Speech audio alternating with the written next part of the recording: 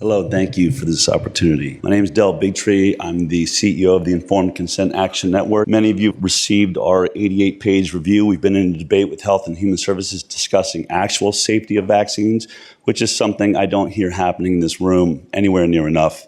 You cannot discuss safety without placebos. You're not using placebos. Comparative control studies of vaccines that themselves have never been tested against a placebo is a joke.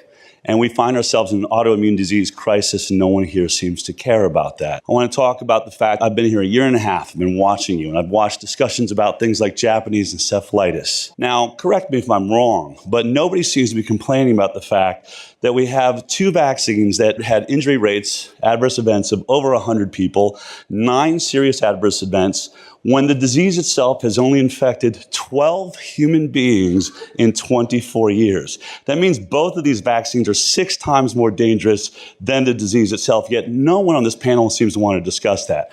I imagine you're all going to pass whatever it is with Japanese encephalitis next, the stupidest vaccine known to man. Remember, 12 people infected in America, 4 million people visiting Asia every single year, 24 years, 12 people have been infected, and yet we're having these conversations. It's clear that this is a money-making operation for the vaccine maker, has nothing to do with actual safety. The next discussion would be, I could go into pregnancy and vaccine. We have a warning that there's a 7-fold increase when getting the flu shot to pregnant women in the first trimester. We've actually challenged the FDA. I've sued and won lawsuits against the National Institute of Health now and the HHS, and we just settled with FDA because they've admitted they never tested a flu shot or a Tdap vaccine on a single pregnant woman in the trials, yet you guys are assuming safety and giving it to pregnant women, and then overriding any signal you have from your own studies in the first trimester that it could be causing miscarriage. And then to get around it, we just heard a study where we compared 1 vaccine to 2 vaccines as though that somehow gets to the bottom of the answer, instead of,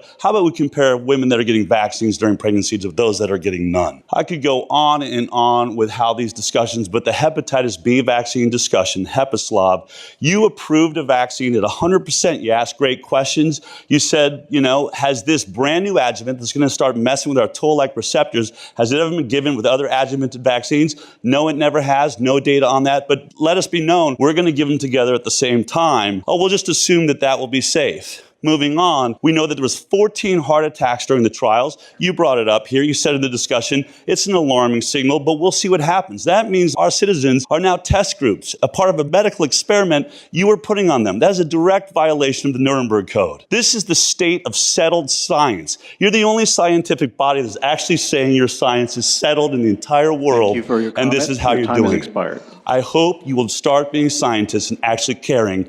Let's have a placebo study and let's compare vaccinated to unvaccinated before we destroy our living control group. Thank you very much. Thank you for your comments.